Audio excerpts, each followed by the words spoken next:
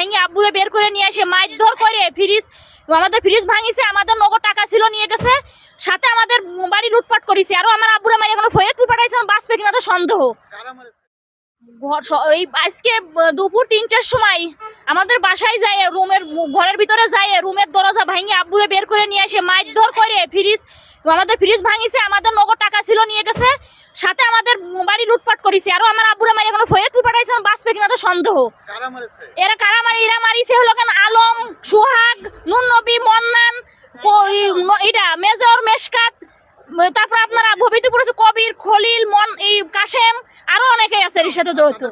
তাদের বাড়ি ভবিতপুর। আর পুরাহাটি হলো আলম, সুহাগ, মন্নান, নুন নবী, মেজর, মেশকাত, এর বাড়ি হলো পুরাহাটি। সূত্রপাত আগে থেকে জায়গা জমি নিয়ে। আমার বাবা নূর মোহাম্মদ। জি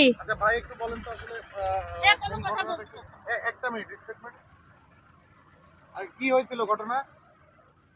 আমার শ্বশুর নাকি দুপুরবেলা খাওয়া দাওয়া করে ঘরের ভিতর বসে রয়েছে। ওরা 5-7 জন লোক যাইয়ে তারে দেখে, মানে আমার শ্বশুর ঘরে ঢুকে গেছে।